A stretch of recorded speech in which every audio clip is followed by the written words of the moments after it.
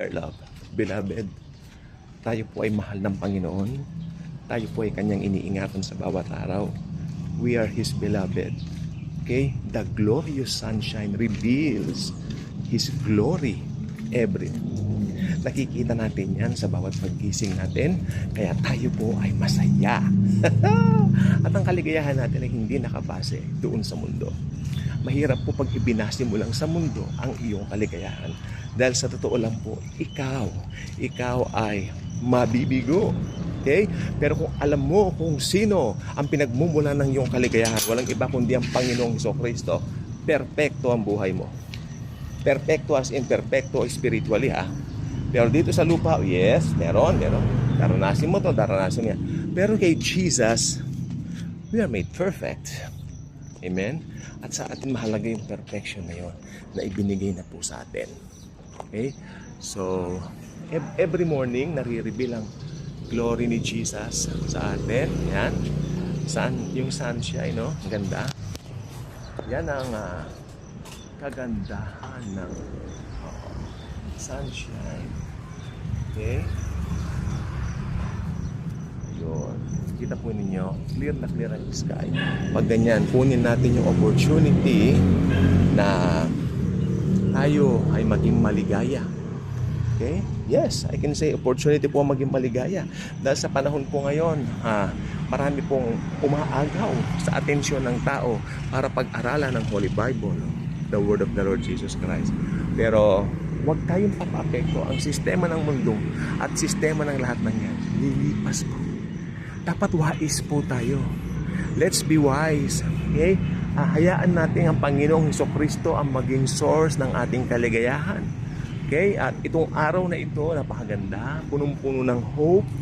Kung meron kayong mga pinag-pray from the past week na parang hindi pa nangyayari, i-claim na po nyo. You know what? Christianity is about claiming and not requesting. Okay, because of what Christ has done on the cross, we can claim all of the good things promised to us by God. Okay? Yan po ang maganda sa Christianity.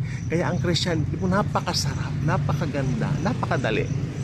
Meron pong isang pastor na nagturo, why Christianity is so easy. And it's true. Akalain mo wala kang ginawa pero ipinagkaloob sa iyo lahat. You are a ang tawag dito? You are a receiver of blessing, at yung blessing na nakuha mo, binabahagi mo sa iba at nagiging channel of blessing ka rin. Malaking karangalan to be used by God na maging blessing din sa ibang mga tao. May parating ang biyaya ng Diyos sa ibang mga tao sa pamamagitan ko rin, no? Dahil ginagamit ako, ginagamit ka, ginagamit tayo. Ayan ang kaligayahan ng isang Kristiyano. Bukal na po, likas na po sa isang Kristiyano ang maging matulungin. Hindi po siya madamot, siya po ay masayahin, siya po ay laging willing to help. Makikita po niya sa labas, makikita ng mga tao, ba't may kakaiba sa taong ito? Dahil siya ay born again Christian.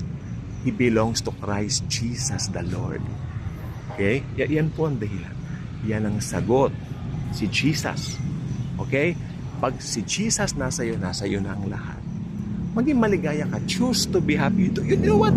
Ang pagiging maligaya, pinipili yan. You choose to be happy despite ng mga, sabi nila, hamon daw ng buhay. Actually, yung hamon-hamon na yan ng buhay, nasa isip lang ng tao yan. Iwasan mong manood ng mga ganyang mga palabas na yung mga ganyang tema.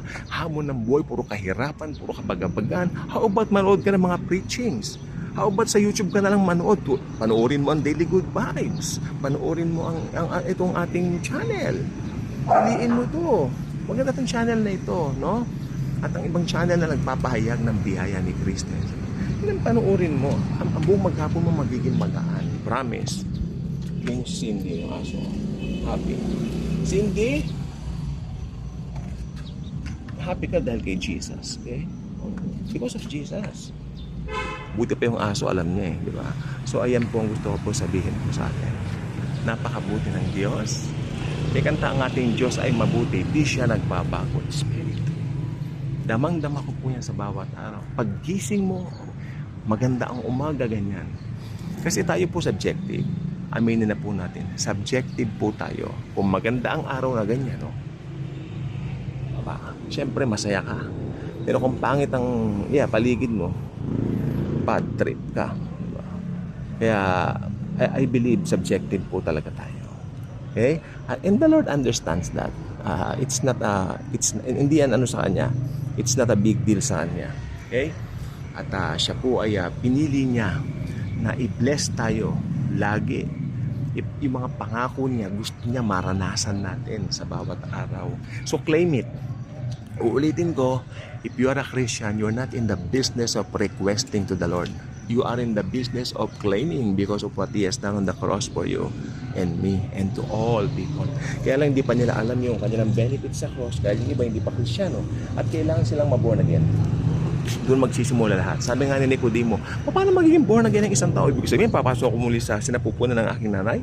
Sabi ni Jesus, ay, teacher ka pa naman ng law, hindi mo naiintindihan sa ng Panginoon, di ba? Pero sinabi niya ito with love and respect. Okay, hindi sa paraan na tulad ng pagsabi ko dyan. Pero si Jesus, siyempre, very gentle ang Panginoon eh. Ayaw niya makasakit. Okay, pero pag ako lang yun, ako po, ewan ko na lang. Baka na-insulto ko si Nicodemo. Okay, ayun pong gusto ko pong sabihin, no? At sa mga dogs ninyo, very happy sila. Kasi ang Panginoon, ano ba yan? The Lord is always watching us. Okay, not to judge us, no? At pero gusto niya lagi tayong maging masaya, happy. Ayun ang boring eh. Okay? Claim the blessings. Nabibigyan natin ng karangalan ng Panginoon when we believe na may gagawin siyang maganda sa buhay natin. When we believe na itong week na ito mas magiging maganda kaysa doon sa dati. Ganyan po ang Christianity. You believe na may mas magandang nakalaan for this week rather than the past week. Dahil kung nung past week medyo bad trip ka, medyo ikaw ay parang, pero nung last week maganda rin po para sa akin. Marami maganda.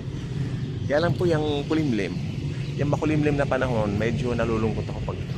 Pero pag ganyan kaganda ang panahon, ganyan kaganda ang panahon, clear sky tayo. Happy. Happy po talaga. So ang Lord natin talagang relax lang kayo mga anak. Sabi niya, ako ay may gagawin kamangha-mangha. Okay Lord, I'm waiting. I can't wait, Lord Jesus. I really can't wait for more blessings. Are you excited to be more to accept to receive more blessings? Are you excited? Ako excited na. Ay, anong gagawin niyo? Please, Lord, thank you. Talaga po naman. Very happy. I'm so very happy. Walang mintis yan. Pag si Jesus ang nangako, totoo. Okay? So, yung pagmamahal niya, doon tayo magdepende sa pagmamahal niya sa atin. Yung iba nagdidepende sa pagmamahal nila sa Diyos. Aba, mahinang pundasyon yan, mga brother, mga sister. Dahil ang pagmamahal mo sa Diyos ay marupok. Pero pag pipiliin mong yung ipagmalaki yung ginawa ni Jesus sa cross, yung pagmamahal niya sa iyo, yun po ay perfectong pag-ibig at pagmamahal. Okay? The love of Jesus is perfect. Doon tayo manangan. Doon sa pag-ibig niya sa atin. Huwag kang manangan doon sa pag-ibig mo sa Kanya. Dahil yan ay babagsak. Okay? Babagsak ka. Parang si Pedro. Sabi niya, Lord, hindi kita pagkakanulo, hindi kita iiwan, Lord Jesus, sabi. Pero sabi ni Jesus, talaga Pedro, hindi mo ko iiwan. Sinasabi ko sa iyo, sa gabing ito, bago tumilaw ka manok, tatakwil mo ako makatlong ulit. O nangyari nga, di ba? Kaya tayo ay manangan sa pagmamahal ni Jesus po sa atin at hindi sa pagmamahal natin sa Kanya. Sapagkat ang pag-ibig ni Jesus ay perfecto at ang pag-ibig natin. So, thank you po sa panonood po ninyo. Inaanya ko mag-subscribe sa channel natin at i-share niyo po ito at maraming mable-bless, matutuwa at magiging masaya. Okay? Dahil si Jesus ay masayang Diyos. Gusto niya lagi tayong happy, walang sad. Okay? So, araw-araw, lagi nating tinataas ang ginawa ng Panginoon sa krus ng Kalbaryo. At ito lamang po at wala nang iba ang ating sandigan, totoong sandigan na mapangahawakan magpakailanman. So maraming pong salamat sa panonood ninyo. God bless you. Thank you, Jesus. Magulo mga aso, no? Thank you, Jesus.